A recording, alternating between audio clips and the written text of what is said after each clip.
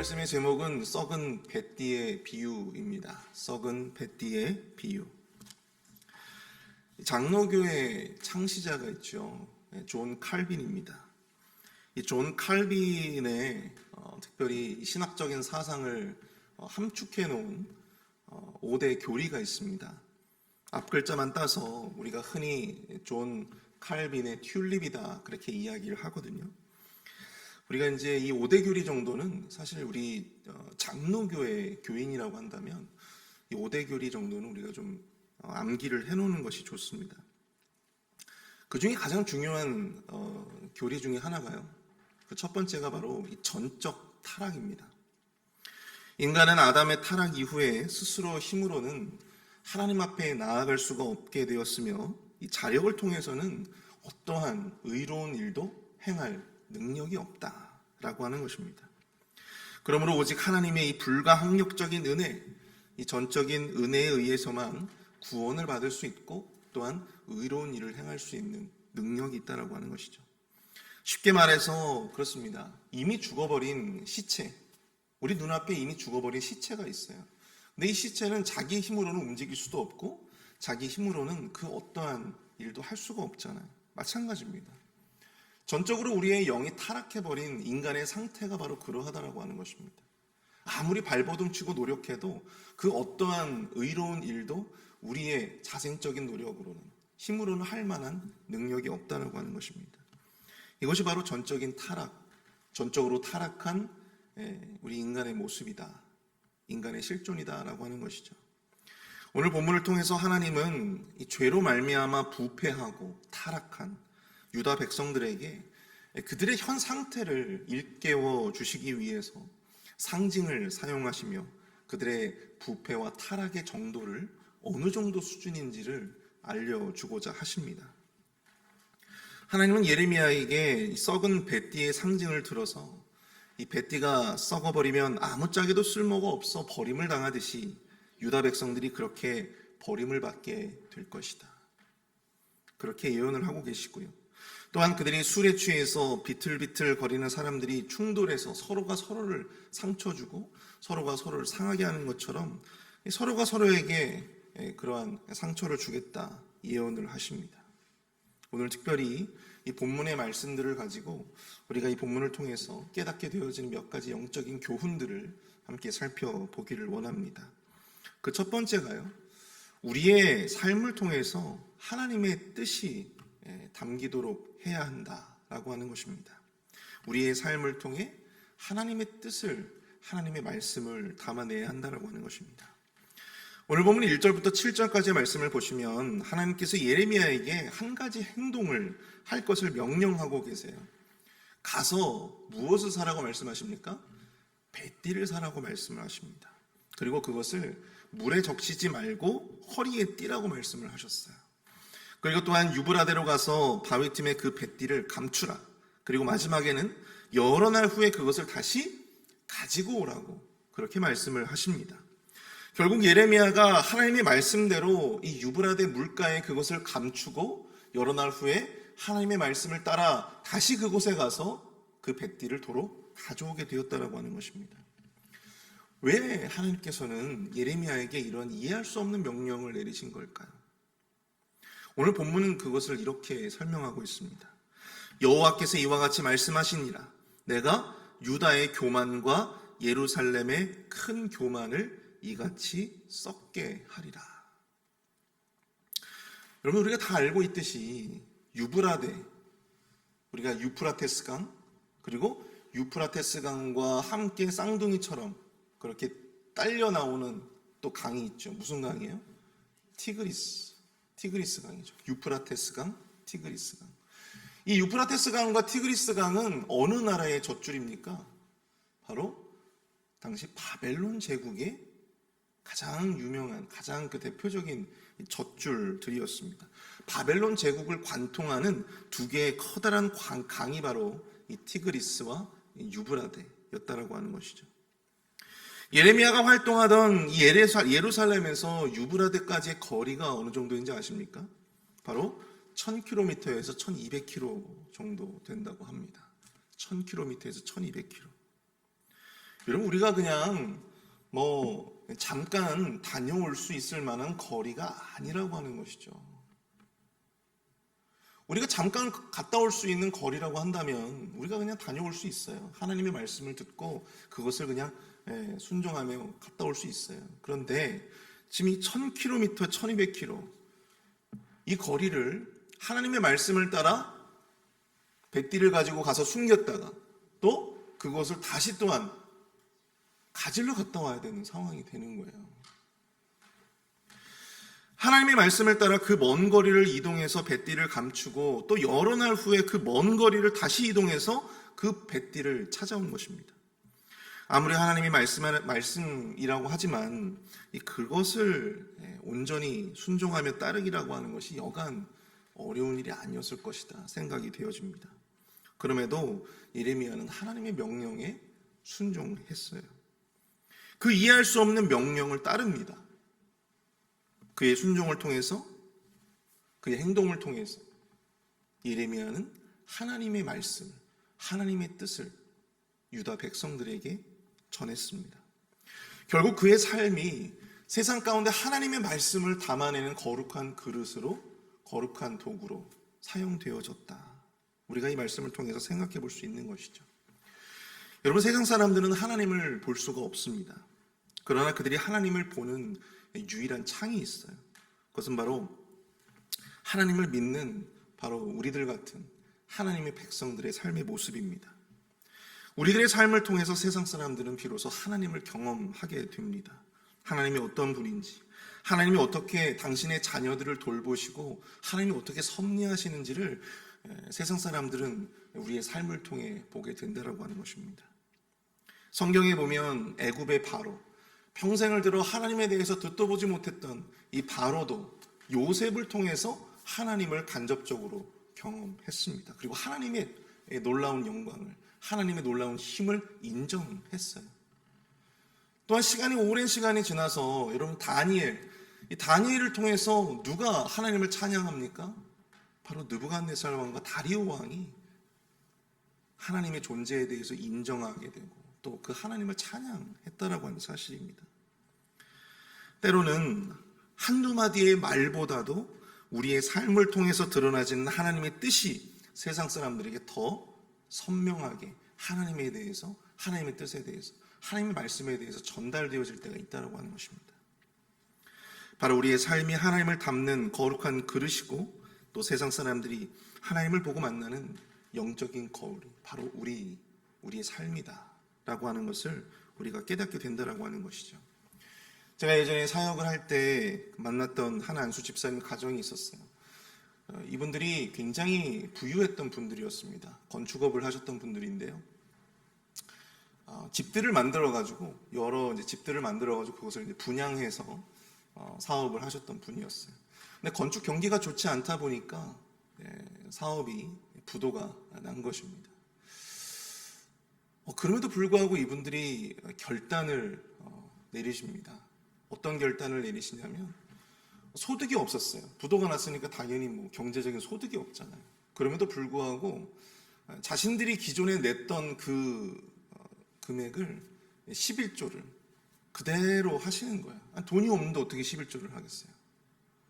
네, 하나님께서 다시 그 사업을 일으켜 주실 것이다라고 하는 어떤 믿음의 결단을 내리셨던 것 같아요.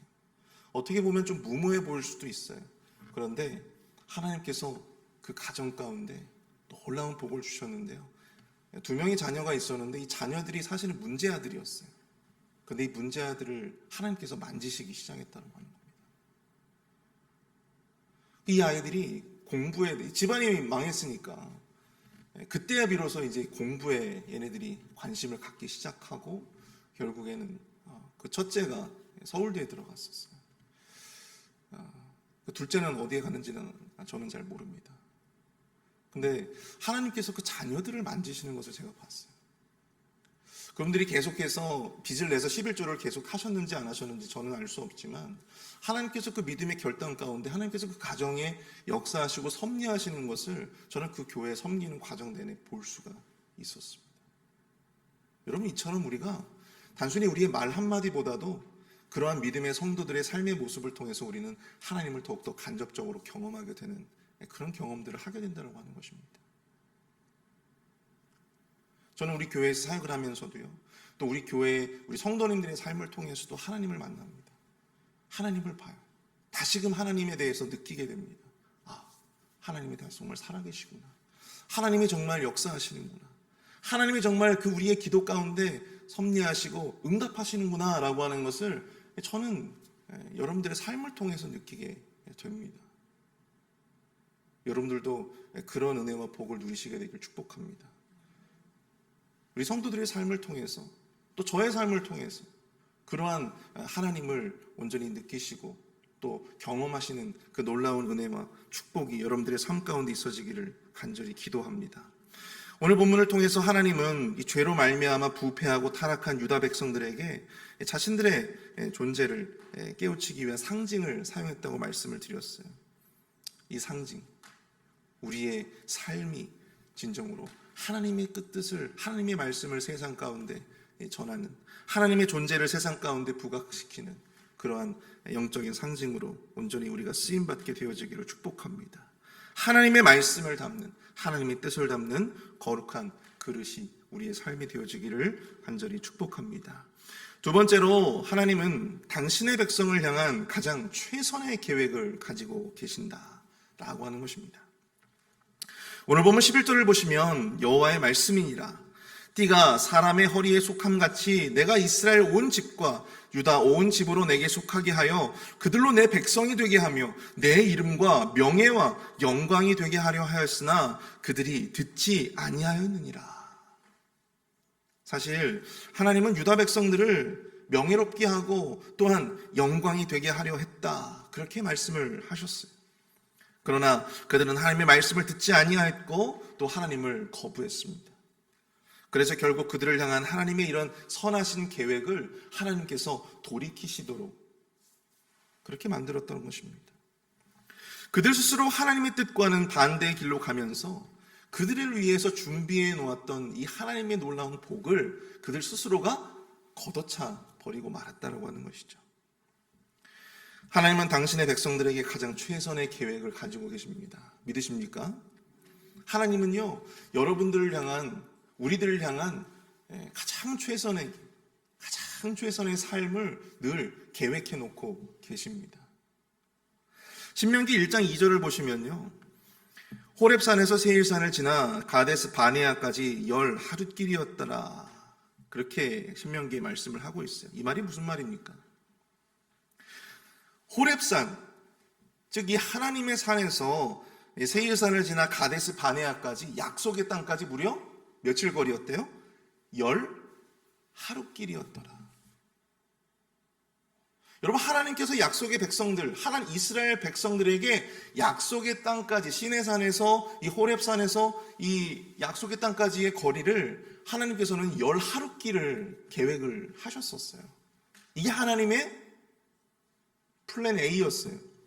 그런데 가데스 바네아에서 우리가 너무나도 잘 알고 있다시피 12명의 정탐꾼들을 보내죠. 그리고 그 정탐꾼들이 결국 부정적인 보고를 하게 되고 그 땅을 악평하고 하나님의 역사를 무시해 버리지 않았습니까?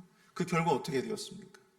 10하룻길이면 충분히 그 약속의 땅에 들어갈 수 있었음에도 불구하고 이스라엘 백성들이 무려 몇 년 동안 이 광야에서 유리방황했어요? 40년 동안. 그들이 악평한 대로, 하나님의 귀에 들리는 대로 하나님께서 응답하신 것입니다. 하나님은 우리를 향한 가장 최선의 계획을 가지고 계시지만 때로 우리는 영적으로 무지하고 또 교만하여서 그것이 가장 최선의 계획임에도 불구하고 우리 스스로 그 최선의 계획을 찾고자 하고 그 결과 어떻게 됩니까? 우리 스스로 혼란을 자초하는, 고난을 자초하는 그러한 경험들을 우리는 할 때가 있다고 하는 것입니다. 여러분들, 모세가 죽고 난 다음에 여호수아가 새로운 지도자가 되었어요. 그때 하나님은 여호수아에게 나타나 이런 말씀을 주십니다. 여호수아 1장 2절부터 4절까지 말씀인데요, 내 종 모세가 죽었으니 이제 너는 이 모든 백성과 더불어 일어나 요단을 건너 내가 그들 곧 이스라엘 자손에게 주는 그 땅으로 가라. 내가 모세에게 말한 바와 같이 너의 발바닥으로 밟는 곳은 모두 내가 너희에게 주었노니. 여러분, 하나님께서 이 여호수아 1장을 쭉 보시면요, 하나님께서 이스라엘 백성들을 위해서 예비해 놓은 땅들을, 그 경계의 지경들을 하나님께서 다 밝혀주셨어요. 그런데 이스라엘 백성들은 그 이후에 그 모든 땅들을 다 접수를 했을까요? 못했을까요? 이스라엘 역사상 그들은 그 땅을 가져본 일이 없습니다. 한 번도 그 땅을 가져본 적이 없었어요. 그 땅 전체를. 다윗 왕 때에, 솔로몬 왕 때에 극히 일부의 지역을 그들이 소유하게 되기는 했지만, 여러분, 이스라엘 역사상 하나님께서 그들에게 예비해 놓으신 그 광활한 땅을, 지금의 그 터키 지역, 해쪽 속들의 그 땅까지 하나님께서 그들을 위해서 주시겠다 말씀하셨는데요, 여러분, 이스라엘 백성들은 역사상 단 한 번도 그 땅을 소유해 보지 못했습니다. 왜 그랬을까요? 하나님께서 그들에게 이미 내가 그 땅들을 너희에게 이미 주었다라고 말씀을 하셨는데 왜 그들은 그것을 가져보지 못했을까요? 그들이 하나님의 말씀에 순종하지 않았기 때문입니다. 그들이 하나님의 말씀을 따라 믿음으로 하나님과 동행하지 못했기 때문이에요. 결국 하나님을 향한 불순종 때문이었다라고 하는 것입니다. 만약 그들이 하나님의 말씀을 따라 순종하며 하나님과 함께 동행하는 삶을 계속해서 살았더라면, 여러분, 지금쯤 이스라엘은 세계에서 가장 강대한 나라가 되었을 것입니다. 그런데 여러분, 역사상 이스라엘은 그 땅을 가져본 적이 없었어요. 주변에 보면 참 인생이 힘드신 분들이 많습니다. 물론 하나님의 특별한 뜻이 있어서 그럴 수도 있지만, 여러분, 하나님이 마련해 놓으신 선하신 계획과 길을 거부해서 스스로, 자기 스스로 그 모든 고난을 사서 하고 있는 그런 분들도 많이 있어요. 혹시 우리들의 삶 속에서 비슷한 형태의 고난들이 반복해서 찾아오고 있지는 않습니까? 그렇다고 한다면 여러분, 한 번쯤은 우리가 우리의 삶을 돌아볼 수 있어야 합니다. 한 번쯤은 이 고난이 나에게 왜 찾아왔을까를 한 번 정도는 우리가 생각을 해봐야 한다고 하는 것입니다. 우리를 향하신 하나님의 선하신 계획에 우리가 순복하지 못하고 불순종함으로 그 반복되는 위기를 우리 스스로 자초하고 있지는 않았는지를 한번 생각해 볼 필요가 있다고 하는 것입니다. 왜 하나님은 나를 이렇게 힘들게 하실까? 왜 하나님은 나에게 그런 복을 주시지 않으실까? 그렇게 하나님을 탓하고 또 자신의 팔자를 탓하기 전에 하나님 앞에 우리의 삶을 내려놓고 우리 스스로의 삶을 돌아보는, 나는 과연 하나님의 말씀에 청종하는 삶을 살고 있는가? 그것을 돌아보는 우리의 지혜가 우리 안에 있어지게 되기를 축복합니다. 다시금 돌이켜서 하나님의 그 선하신 계획 가운데 우리를 위해서 예비해 놓으신 그 하나님의 놀라운 축복들을, 여러분, 우리 삶의 순종을 통해서 그것을 다 받아 누리시는 저와 여러분들이 될 수 있기를 축복합니다. 아깝잖아요. 그렇죠? 아깝지 않습니까? 하나님께서 우리를 위해서 열어놓으신 그 복을, 여러분, 우리가 조금만 더 긴 안목을 가지고 순종함으로 그 말씀을 따라 꼭 그 열매들을 쟁취하시는 저 여러분 될 수 있기를 축복합니다. 마지막, 오늘 본문이 주는 영적인 교훈 마지막은요, 공동체의 분열이 곧 하나님의 이 경고 시그널이다 라고 하는 것입니다. 오늘 보면 12절부터 14절까지의 말씀을 보시면 하나님께서 유다 백성들을 취하게 하시겠다 말씀하십니다. 그리고 14절을 볼까요? 또 그들로 피차 충돌하여 상하게 하되 부자 사이에도 그렇게 하게 할 것이라. 내가 그들을 불쌍히 여기지 아니하며 사랑하지 아니하며 아끼지 아니하고 멸하리라 하셨다 하라. 여호와의 말씀이니라. 하나님은 왕위에 앉은 왕들과 제사장들과 예언자들과 예루살렘 모든 주민을 술에 잔뜩 취하게 하겠다 말씀하십니다. 그리고 그들로 하여금 서로 부딪혀서 서로 상하게 할 것이다. 여러분, 이 내용은요, 당시 이 멸망의 시기에 당시 유다 사회에 만연되어져 있었던 공동체의 분열에 대해서 이야기를 하고 있는 거예요. 서로가 서로를 상하게 하고 서로가 서로를 망하게 할 것이라고 합니다.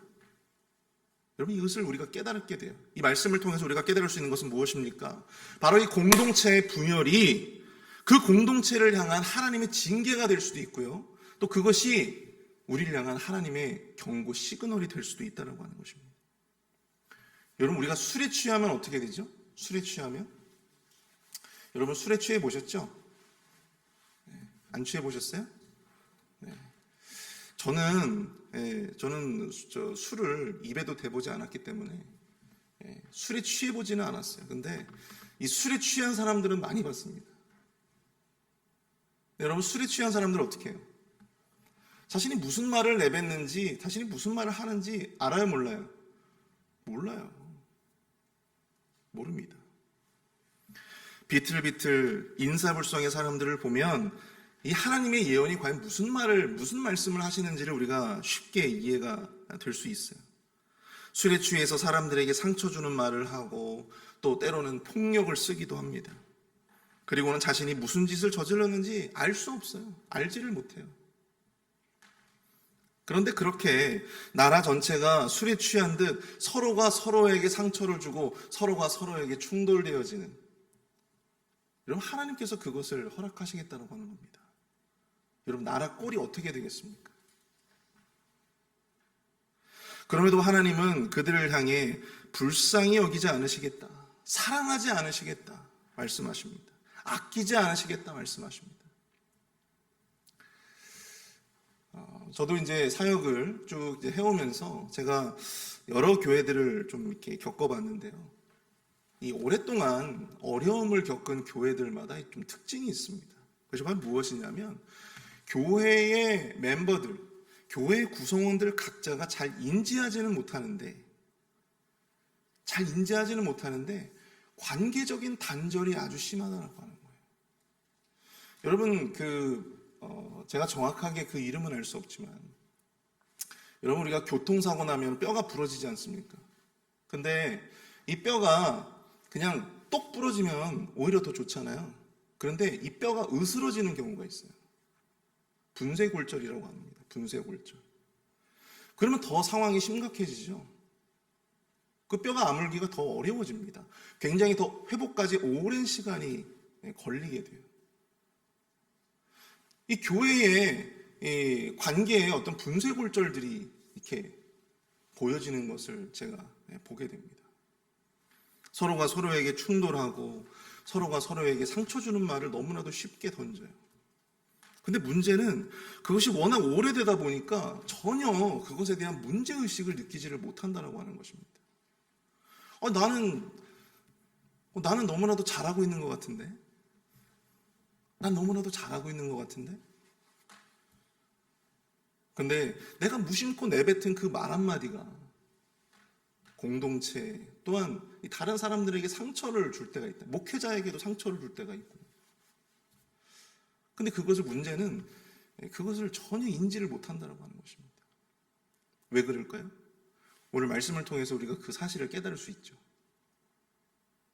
뭐에 취했기 때문에? 술에 취한 거예요. 술에 취한 거예요. 하나님의 진노의 술에 취한 것입니다. 경고의 술에 취한 것입니다. 그래서 자신이 무슨 말을 내뱉고 있는지도 몰라요. 내가 이 공동체의 관계의 단절에 내가 어떠한 악영향을 끼치고 있는지도 나 스스로 알 수가 없어요. 왜? 술에 취해 있으니까. 그러면서 서로가 서로에게 상처 주는 말을 뱉고 또 상처 주는 행동을 하면서 그렇게 서로가 서로에게 그렇게 악영향을 주고 있는 그런 모습들이, 여러분, 이 오랜 시간 이 어려움을 당한 교회들의 특징입니다. 이러한 현상에 우리가 주목해야 하는 것은 그것이 그냥 넘겨질 수 있는 문제가 아니고 그것이 바로 그 공동체를 향한 하나님의 경고 시그널이기 때문에 그런 거예요. 그 공동체를 향한 경고 시그널. 징계의 표시가 될 수 있다고 하는 것입니다. 그래서 여러분들, 우리 교회도 마찬가지예요. 우리 교회도 마찬가지예요. 우리 교회의, 우리 공동체의 어떤 관계의 단절들, 그 관계의 단절들의 모습들, 그 분열적인 모습들을 여러분 우리가 그냥 간과해서는 안 된다고 하는 사실입니다. 가볍게 볼 수 없는 것입니다. 말씀을 정리합니다. 오늘 우리는 이 썩은 뱃띠의 비유와 더불어서 하나님의 이 예언의 말씀을 통해서 몇 가지 영적인 교훈들을 살펴봤어요. 우리의 삶이 하나님의 말씀을 담아내는 거룩한 그릇으로 쓰임받아야 한다. 그리고 두 번째, 하나님은 우리를 향한 가장 최선의 길과 가장 최선의 계획을 가지고 계신다. 그리고 마지막으로 우리 안에 벌어지는 이 관계적인 분열이 경고의 시그널이 될 수 있다 라고 하는 것을 우리가 말씀을 통해서 온전히 깨닫는 오늘 하루가 될 수 있기를 축복합니다. 전적인 타락의 상태에서 불가항력적인 은혜로 우리를 건지신 하나님께서 우리를 그 교만의 죄에서, 우상의 죄에서 돌이킬 수 있는 그 믿음과 용기를 우리 안에 허락하여 달라. 여러분 간절히 하나님 앞에 기도하실 수 있기를 축복합니다. 우리를 향하신 하나님의 선하신 뜻과 계획을 의지해서 우리가 불순종이 아닌 순종의 길로 나아가게 하여 주시옵소서. 하나님이 예비하신 그 모든 복을 그러므로 말미암아 온전히 받아 누리는 우리의 인생이 될 수 있도록 인도해 주시옵소서. 간구하는 오늘 새벽이 될 수 있기를 축복합니다. 함께 기도하겠습니다.